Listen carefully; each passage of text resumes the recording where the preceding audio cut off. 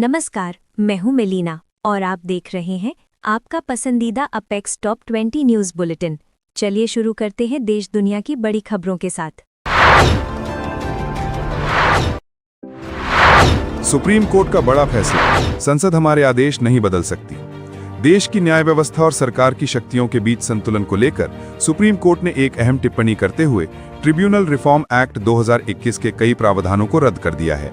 Court ने स्पष्ट कहा, संसद मामूली बदलाव करके सुप्रीम कोर्ट के फैसलों को प्रभावहीन नहीं कर सकती।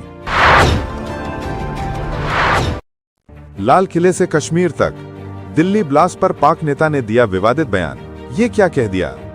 दिल्ली के लाल किले के पास हुए आतंकी हमले को लेकर एक पाक नेता ने पाकिस्तान की भागीदारी की बात कबूली है।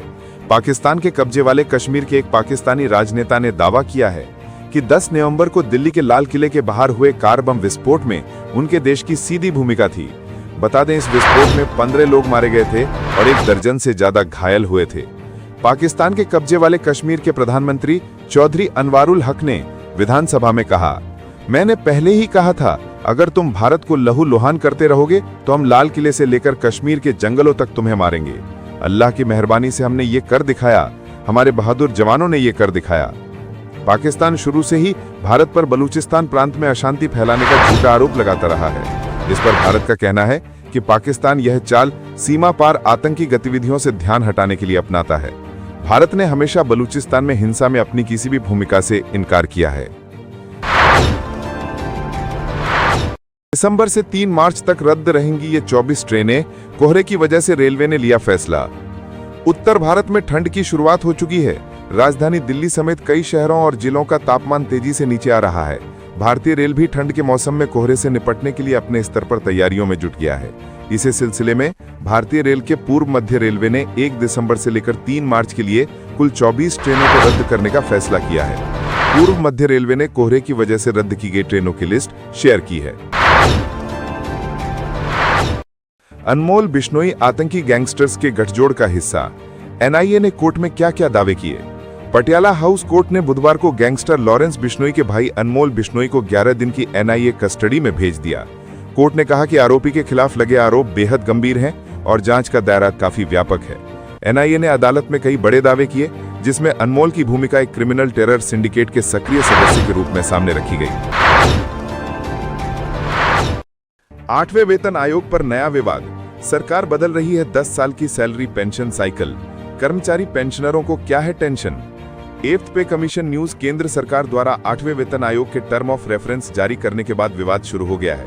कर्मचारी संगठनों का कहना है कि टीओआर में आयोग के लागू होने की तारीख का उल्लेख नहीं है, जिससे चिंता बढ़ गई है। विभिन्न संगठन इसका विरोध कर रहे हैं और सरकार से स्पष्टीकरण और सुधार की मांग कर रहे हैं, जिसमें 8 सीपीसी को 1 जनवरी 2026 से लागू करने की मांग भी शामिल है। शाहीन के दस्ते ने तबाही मचाने को कानपुर से खरीदी थी 2 कारें। 5 शहरों में थी विस्फोट की तैयारी।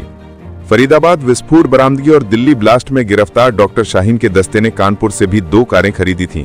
कानपुर, लखनऊ, वाराणसी, अयोध्या, प्रयागराज में धमाके की साजिश रची गई थी। कार का इस्तेमाल इन धमाकों में होना था या नहीं, अभी यह रहस्य बना हुआ है। फरीदाबाद विस्फोट बरामदगी और दिल्ली ब्लास्ट में गिरफ्तार डॉक्टर शाहीन के दस्ते ने कानपुर से भी 2 कारें खरीदी थीं। कानपुर, लखनऊ, वाराणसी, अयोध्या, प्रयागराज में धमाके की साजिश रची गई थी। अंतरिक्ष से कैसी दिखाई देती है धरती?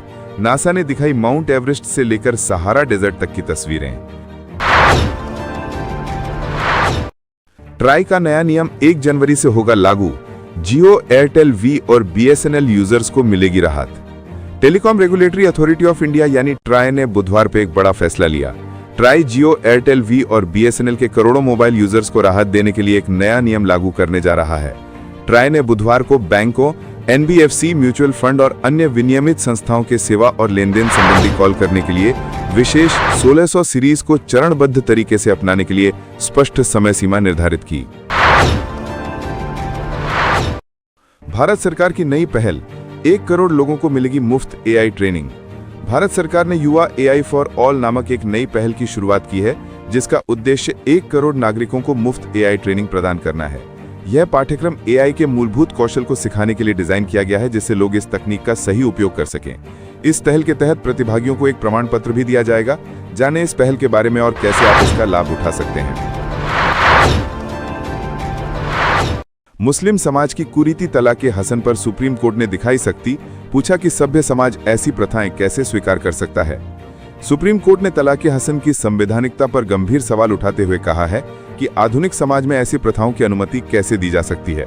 हम आपको बता दें कि तलाक़े हसन वो प्रक्रिया है जिसमें मुस्लिम पुरुष हर महीने एक बार तलाक कहकर 3 महीने में विवाह समाप्त कर सकता है।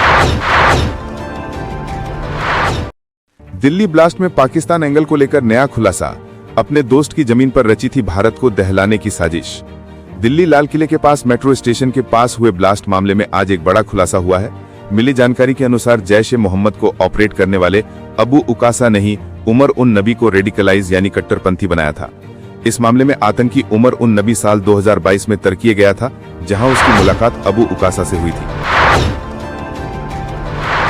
जुबिन गर्ग की जयंती पर असम के सीएम ने की घोषणा, केंद्र सरकार से मिली अहम मंजूरी।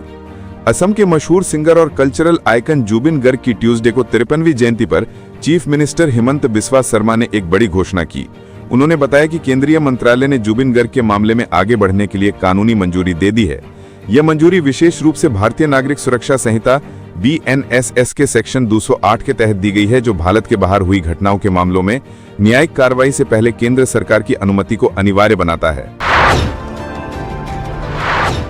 पाकिस्तान की टेरर पॉलिसी का कर दिया पर्दाफाश, खैबर पख्तूनख्वा के सीएम ने मुनीर आर्मी को भी किया बेनकाब। खैबर पख्तूनख्वा के सीएम सोहेल अफरीदी ने पाकिस्तान सरकार पर गंभीर आरोप लगाए हैं। उन्होंने कहा कि इस्लामाबाद फर्जी आतंकी हमले करवाकर केपी में अशांति फैलाती है और शांति प्रक्रिया को रोकती है। पीटीएम कार्यकर्ताओं के अपहरण को उन्होंने इसका सबूत बताया। आप उसकी वायलेशन कर रहे हैं, हम कर रहे हैं, आईन और कानून की पासदारी कर रहे हैं। आप लोग जो है आईन और कानून दोनों को नहीं मानते, कोर्ट के आर्डर्स आप नहीं मानते, एक लीडर से उनकी बहनों को आप मिलने नहीं दे रहे। बांग्लादेश की मीडिया को हसीना के बयान प्रसारित न करने का निर्देश, पत्रकारों ने सुनवाई पर उठाए गंभीर सवाल। बांग्लादेश की पूर्व प्रधानमंत्री शेख हसीना को मौत की सजा सुनाने के बाद देश की नेशनल साइबर सिक्योरिटी एजेंसी ने मीडिया संगठनों से उनके बयान प्रसारित न करने की अपील की है। स्थानीय मीडिया के मुताबिक एजेंसी ने मंगलवार को यह निर्देश जारी किया। यह कदम अंतरिम सरकार के मुख्य सलाहकार मोहम्मद यूनुस द्वारा अवामी लीग और उसकी नेता शेख हसीना की गतिविधियों को असंवैधानिक रूप से दबाने की एक और कोशिश के रूप में देखा जा रहा है। 3I एटलस जिस रहस्यमयी धूमकेतु ने दुनिया का दिमाग घुमाया, उसे इसरो ने माउंट आबू से दबोचा। भारतीय वैज्ञानिकों ने माउंट आबू स्थित टेलीस्कोप से इंटरस्टेलर धूमकेतु 3I एटलस का ऑब्जर्वेशन किया। ये तीसरा ज्ञात धूमकेतु है जो किसी दूसरे स्टार सिस्टम से आया है। इमेजिंग और स्पेक्ट्रल डेटा से इसकी संरचना और असामान्य केमिस्ट्री का पता चला। यह हमें हमारे सूर्य के बाहर बने मैटर के बारे में दुर्लभ जानकारी देगा। सोल है अंडर 19 वर्ल्ड कप 2026 के शेड्यूल का हुआ ऐलान, जानिए कब और कहां खेलेगी team India. Under 19 world cup 2026 schedule international cricket council की ओर से आगामी अंडर 19 विश्व कप 2026 के शेड्यूल का ऐलान कर दिया है। टूर्नामेंट की शुरुआत 15 जनवरी से होने जा रही है, जबकि फाइनल 6 फरवरी को खेला जाएगा। इस बार अंडर 19 वर्ल्ड कप जिम्बाब्वे और नामीबिया की संयुक्त मेजबानी में खेला जाएगा। टूर्नामेंट में कुल 16 टीमें हिस्सा लेने वाली है। 41 मुकाबलों के बाद वर्ल्ड चैंपियन मिल जाएगा। आइए जानते हैं भारतीय टीम के लीग मुकाबले कब और कहां खेले जाएंगे। इजराइल ने गाजा सिटी और यूनिस शहर पर अटैक किया, 25 लोगों की मौत, 70 से ज्यादा घायल। इजराइल ने एक बार फिर गाजा के ऊपर हमला किया। इसमें गाजा शहर और यूनिस शहर में 25 लोग मारे गए। इसके अलावा दोनों शहरों में 70 से ज्यादा लोग घायल हुए। बीते कल ही इजराइल ने हमास के कैंप पर बड़ा हमला किया था। दिल्ली बम धमाके के गुनहगार डॉक्टर उमर नबी के एक वायरल वीडियो पर कांग्रेस और भारतीय जनता पार्टी के नेताओं के बीच जुबानी जंग छिड़ गई है। वायरल वीडियो में आतंकी उमर आत्मघाती हमले को जायज बताते नजर आ रहा है। बीजेपी ने इस वीडियो को लेकर कांग्रेस और उसके सहयोगी दलों को घेरा है। बीजेपी का कहना है कि विपक्ष की वजह से लोगों को उमर आत्मघाती बना है। 20 बेंगलुरु में दिन दहाड़े करोड़ों की डकैती, बीच सड़क पर लुटेरों ने एटीएम कैश वैन को बनाया निशाना। बेंगलुरु में दिन दहाड़े करोड़ों की डकैती, बीच सड़क पर लुटेरों ने एटीएम कैश वैन को बनाया निशाना। आज के लिए बस इतना ही। कल आपसे फिर मुलाकात होगी। तब तक के लिए शुभ रात्रि।